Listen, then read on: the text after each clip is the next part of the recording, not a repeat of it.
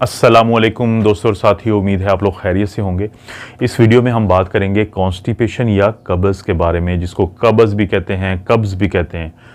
लेकिन सबसे अहम बात होती है कि कॉन्स्टिपेशन जब आपको होती है तो इसका मतलब क्या होता है।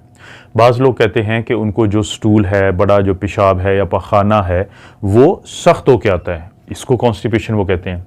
बाज़ लोगों को 3 दिन तक पखाना नहीं आता, इसको कॉन्स्टिपेशन कहा जाता है। क्योंकि होता यह है कि जो भी चीज़ आप खाते हैं तो बड़ी आंत से गुजरने का जो मुकम्मल प्रोसेस है उसको 35 घंटे लगते हैं आम तौर पे। तो हम ये कहते हैं कि कोई भी खाना खाने के बाद अगर आपको स्टूल पास नहीं होता, आपको बड़ा पेशाब नहीं आता और 72 घंटे गुजर जाते हैं, तो इसका मतलब है कि आपको कॉन्स्टिपेशन हो सकती है। और बाज़ लोगों को स्टूल पास करते हुए, अब मैं जब भी वर्ड स्टूल इस्तेमाल करूंगा तो इसका मतलब है बड़ा पेशाब, तो स्टूल इस्तेमाल करते हुए उनको बहुत ज़ोर लगाना पड़ता है। तो ये मुख्तलिफ वो बयानात हैं जो लोग आके डॉक्टरों को देते हैं और उनका मकसद क्या होता है, ये बताना कि उनको कॉन्स्टिपेशन या कब्ज़ है।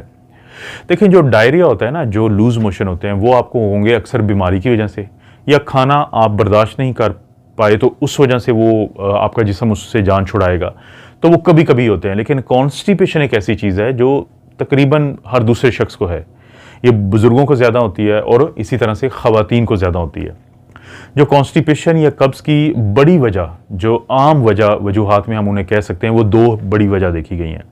एक तो वो लोग जो फाइबर कम इस्तेमाल करते हैं। मिसाल के तौर पर एक शख्स जूस ज़्यादा पीता है सेब का, लेकिन वो सेब खाता नहीं है, तो इसका मतलब है कि सेब के अंदर जो फाइबर था उसे नहीं खाया। तो कम फाइबर वाली चीज़ें या जो रिफाइंड चीज़ें हम अक्सर मार्केट से खाते हैं तो उनमें फाइबर बहुत कम होता है, तो जिसकी वजह से वो लोग जो कम फाइबर इस्तेमाल करते हैं उनको अक्सर कब्ज़ रहती है।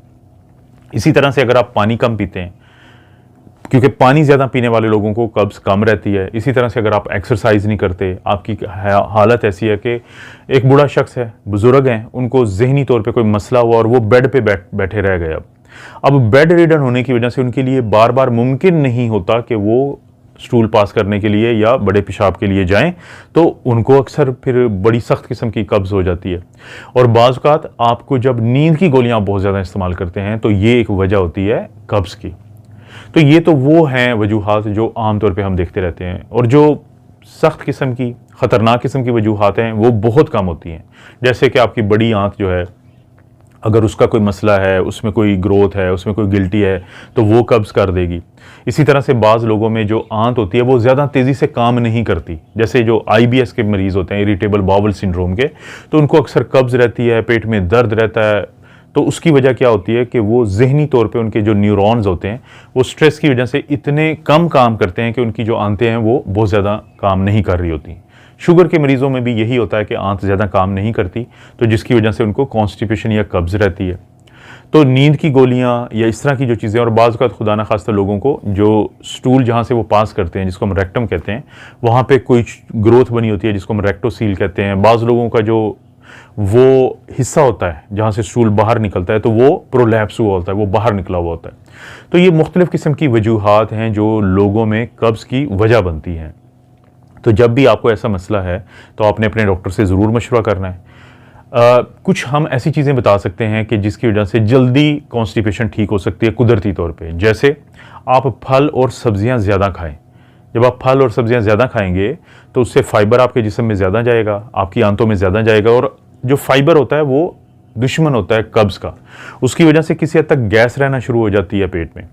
लेकिन वो जो गैस होती है या पेट का अफारा आप कह सकते हैं, तो वो आहिस्ता आहिस्ता जल्दी ठीक भी हो जाता है, और फाइबर जो होता है वो कब्ज़ को बहुत जल्दी ठीक करता है।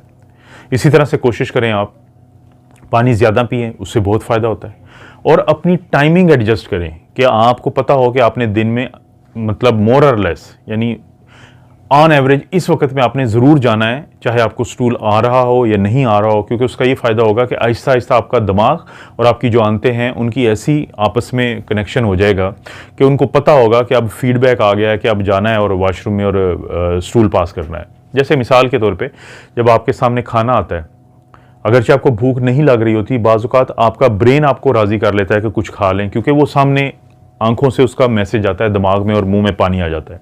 इसी तरह आहिस्ता आहिस्ता आपने अपनी ट्रेनिंग करनी है, अगर आपको कब्ज़ रहती है, कि आपने एक ख़ास टाइम पे ज़रूर जाना है वाशरूम के अंदर।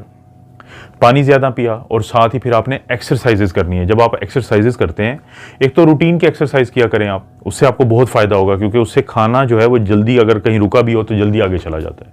और कोशिश करें कि आपकी एक्सरसाइज जब आपने बड़ा कोई खाना खाना है उसके 2 से 3 घंटे के बाद ही करें, या उससे पहले कर लें, यानी खाने के फौरी बाद ना करें।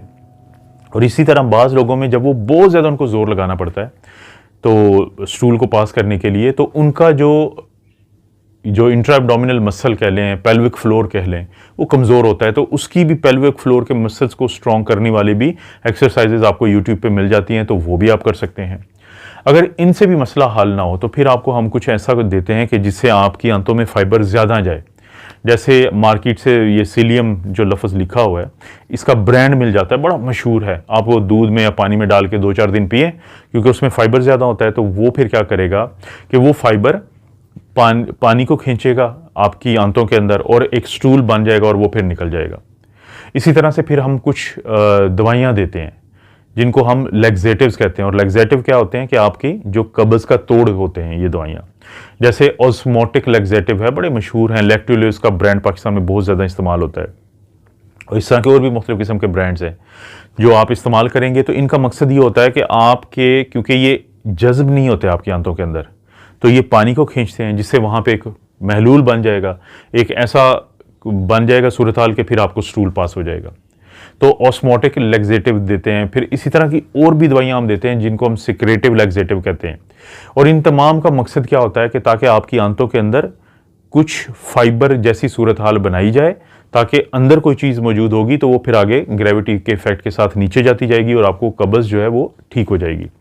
और वो लोग जो बहुत ज़्यादा नींद की दवाइयाँ इस्तेमाल करते हैं तो उनको डॉक्टर अलहदा से दवाइयाँ देते हैं इस कब्ज़ के इलाज के लिए, जो कि उसके असर को ज़ायल करती हैं आंतों के ऊपर सिर्फ, लेकिन बाकी जो वो दर्दों की दवाइयाँ होती हैं जिसमें नींद भी होती है वो असर को ज़ायल नहीं करती। अगर कोई शख्स जो है वो बेड पे रहता है और उसको फीकल इंफेक्शन है, फीसिस किसे कहते हैं, स्टूल को, बड़े पेशाब को। इंफेक्शन क्या मतलब है कि फंस जाता है। बाज़ लोगों में हर किस्म की दवाई देने के बावजूद जब ये नहीं निकलता तो उंगली डाल के पेशाब वाली जगहों पे ये चेक किया जाता है कि क्या वहाँ पे फंसा तो नहीं हुआ है स्टूल, और अगर फंसा हुआ होता है तो फिर उसे उंगली से तोड़ के और फिर सॉफ्ट करके फिर निकाला जाता है। ये बहुत ज़रूरी है, हम डॉक्टर्स ये अक्सर करते हैं। और उस शख्स को जिसको फीकल इंफेक्शन हो, जिसका स्टूल फंस चुका हो, उसकी जान पे बनी हुई होती है। तो इसलिए डॉक्टर्स को कभी भी शर्म नहीं आती, कभी भी वो इस चीज़ में महसूस नहीं करते कि उनको ये काम नहीं करना चाहिए, बल्कि वो एक मरीज़ की तकलीफ़ को दूर करने के लिए ये काम करते हैं, जिससे मरीज़ को बहुत फ़ायदा होता है। तो अगर तो आपको इस तरह के कोई मसाइल का सामना है तो इस वीडियो से आपको मदद मिलेगी, लेकिन अगर आपको लगता है कि आपको ये चीज़ ज़्यादा प्रॉब्लम कर रही है तो हर सूरत अपने प्राइमरी डॉक्टर या करीब तरीन हस्पताल में जाएं, वहाँ पे आपका बाकायदा मज़ीद इलाज होगा। वीडियो के लाइक करने के लिए रिक्वेस्ट है, कोई भी वीडियो तो प्लीज़ उसको लाइक किया करें। चैनल को अभी तक सब्सक्राइब नहीं किया तो एक तो चैनल को सब्सक्राइब करें, और ये जो आपने घंटी की अभी आपको आवाज़ सुनी है इसको भी आप दबा दें ताकि हर नई वीडियो का नोटिफिकेशन आपको मिल जाए। कोई भी वीडियो जो आपको लगता है किसी दूसरे को फ़ायदा दे सकती है, दोस्त रिश्तेदार को, तो उसको शेयर के ऑप्शन से आगे शेयर कर दीजिए करें। आप अपना और अपनी फैमिली का ख्याल रखें। अल्लाह ताला आपको और आपकी फैमिली को हर किस्म की बुराई, बीमारी और आजमाइश से महफूज रखें।